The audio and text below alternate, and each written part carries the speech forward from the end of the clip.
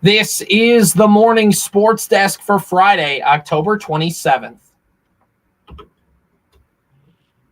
Corey, before we do an AD check around, first, why don't you recap some high school volleyball last night? Yeah, indeed. I had 6 AA playoff volleyball last evening. I was at the Staples-Motley Cardinals, as a matter of fact, and the Cardinals came away 3-0 winners over the Pillager Huskies. It was fun to be in that gym last night for a lot of different reasons. One, and most notably because, well, there was playoff volleyball happening. Secondly, because that Staples-Motley and Pillager rivalry is a good one. And thirdly, because Staples-Motley and Pillager football will play each other on Saturday. Now, I went into that matchup expecting that gym to be rowdy, to say the very least. And I'll be honest with you, I don't know this for certain. There's no reason for me to ask around like this, but it certainly seemed like both of those student sections got themselves a little bit of a stern talking to before the match. It was pretty darn civil in that gym last night amongst the student sections, which was good because it was definitely going to be a wild one as the Cardinals and Huskies get ready to play in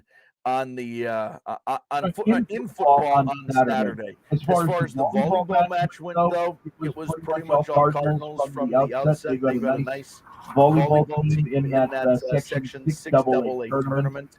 They'll travel now after the victory to Melrose area on Tuesday for a Halloween night game with the Dutchmen. So that was my volleyball matchup last night. Of course, we have more volleyball tonight and for football tomorrow on our schedule, and we will preview that very soon. But something special here, as always, on a Friday morning. Yeah, on a Friday, Corey, it is time that we do our activities director check around, where we go across our listening area and talk with some of the activities directors and what's going on at their school. This week, we are talking with Pine River-Backus activities director Tim Tungseth. He joins us live on the morning sports desk this morning. Hey, Tim, thanks for waking up with us. How's it going?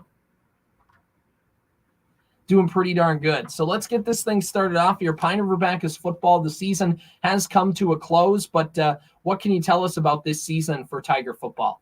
This year it was a little bit of a building year. With we had a new head coach, Nate Fisher, who did a great job. Last year we had a back-to-back run of 2 really successful seasons with a very senior heavy team. This year we had a lot of young guys coming into the mix too, and it was a growing season, and we had some definite ups, and I saw the team progress as the season went on, and looking forward to having a good off season and seeing our team have a good season next year, hopefully. And so we'll transition over to the volleyball team now, Tim. They get the 1 seed in their subsection of Section 5A, a matchup against East Central on tap here tonight. First of all, before we look at that matchup, just another good year for Pine River-Backus volleyball. They turn them out every year. Yeah. No, it's been an outstanding program for us at PRB. Coming off last year, making a state tournament appearance with the Class A, and then it's exciting to get the number 1 seed in the East, and we're looking forward to getting the playoffs started tonight at home against East Central at 7:00. And is there a matchup report or a scouting report, or is it just as simple as taking care of your own business and keeping things straight on your side of the net tonight? Yeah, I think it's one of those things where you can't overlook any opponent, but you want to just try and play to the best of your ability, and hopefully by doing that, things will take care of itself, and hopefully we'll be able to advance, and we'll be hopefully be able to host another game next Tuesday at 7. Let's shift things over a little bit here to cross country. Talk a little bit about Pine River-Backus cross country this fall and what they've been able to accomplish. We had pretty good participation numbers out for our cross country team. Our head coaches, we have Carl Ludeman, who is in his second year as head coach, and he was assisted by Sydney Lodge. Had a younger team that we just saw improve throughout the season. They had their section cross country meet yesterday for section 7A. That was held up in at Eagle Ridge Golf Course up in Coleraine, and it was a difficult course. And while we didn't have anyone advance to the state meet, we did see a lot of personal bests yesterday. Every one of our boys cross country runners set their personal best for their career yesterday, and I think they did a lot to really just build on for the future, as we only have one senior for our cross country team, and hopefully everyone comes out again next year, and we can really continue to build on the foundation that was laid this year. Tim, before we let you get out of here this morning, what else is happening around Pine River-Backus this fall? I know obviously we're getting close to end of quarter number one, but what's happening in Pine River-Backus country that everyone needs to know? Well, some of the exciting things, we were really excited to bring back our cheerleading program for the fall. They started out last winter, but this was the first year in many, many years that we had cheerleading for fall football, which was a great thing. Other things, we've had our robotics team has been busy working in the fall as well, and they are actually competing today and tomorrow up at their fall robotics championships, which is going to be held up in. So they got a little bit of a drop up there today. And other than that, our fine arts, our fall musical's been working and gearing up to their performance, which comes up in the middle of November. So there's a lot of exciting things going on. We have a lot of great coaches and advisors that are working really hard, and a real good group of student participants in our activities as well. We're talking with Pine River-Backus Activities Director Tim Tungseth. He's joining us live on the morning sports desk this morning to give us a recap on all that's been going on over in the Tigers this fall. Hey, Tim, thanks for joining us this morning. Great to get to talk with you. Congrats to all the Pine River-Backus fall sports teams, and we look forward to catching up with you sometime later in the school year, okay? Appreciate it, guys. Once again, that's Pine River-Backus Activities Director Tim Tungseth joining us on the morning sports desk today. Corey, we start to transition here, and you got some high school volleyball in the Superstation tonight. Yeah, we mentioned,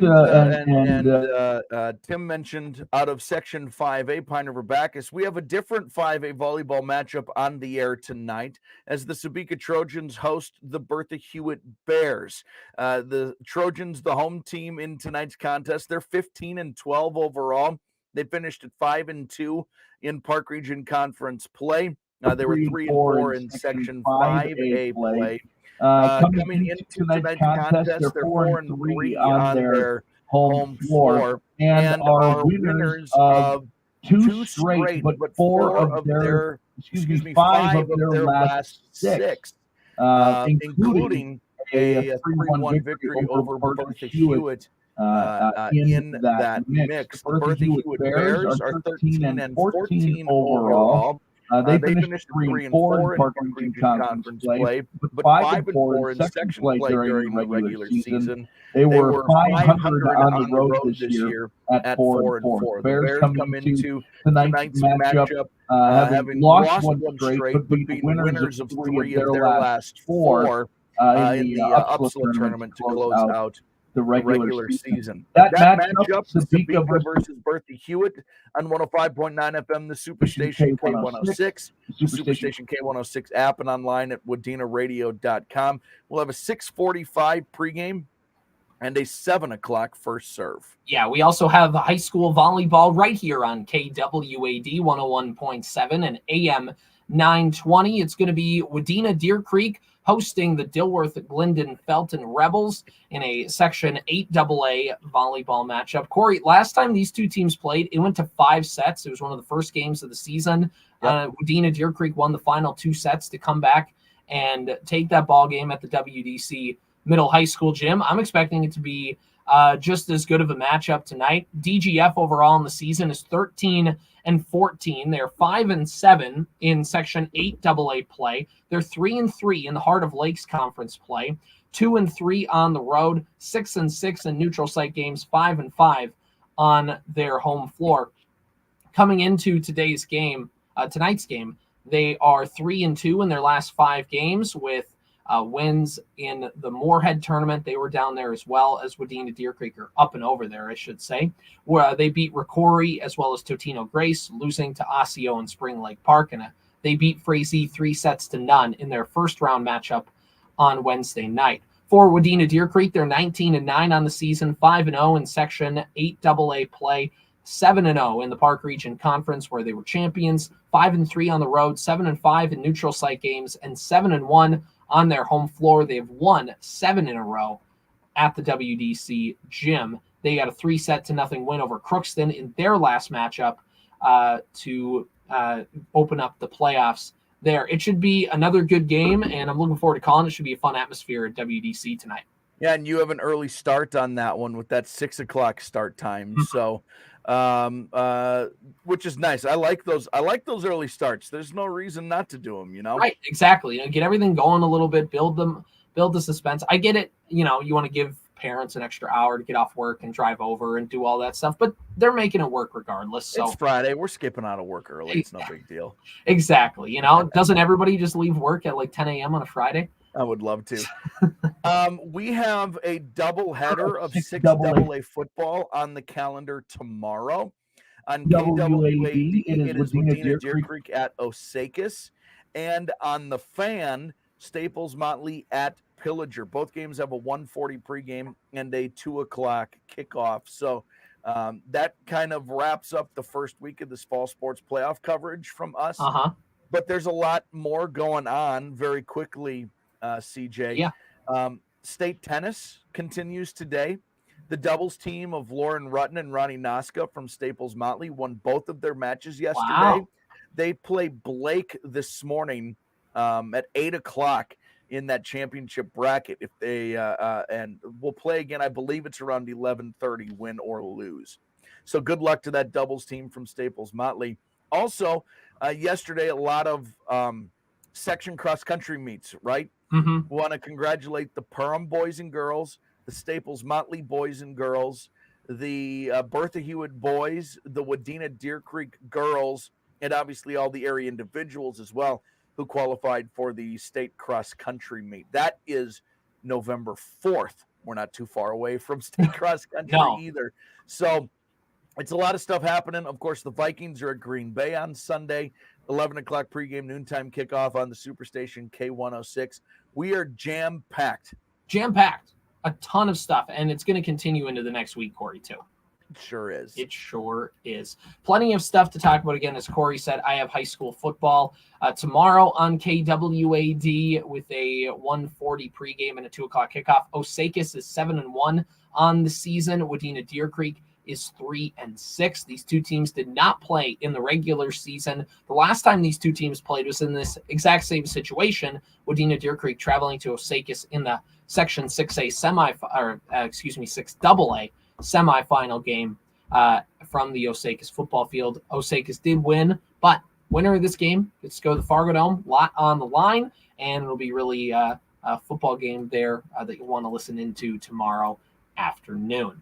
Other than that, again, as Corey said, congratulations to that duo from Staples-Motley, and hopefully they can keep that momentum rolling, as well as a congratulations to all of our cross-country state meet participants as they get ready to go. Staples-Motley keeps that program strong with the boys and girls teams. Wadena Deer Creek girls stay strong, and Bertha Hewitt stays strong as well. Teams that were expected to be here at this point in the season, and they get to that. So congratulations to all of those teams. This has been the Morning Sports Desk for Friday, October 27th. It's 7:31 on KWAD. Here's MNN News. Minnesota News Network, I'm Brent Palm. Minnesota Congressman Dean Phillips is jumping into the race for the White House today in New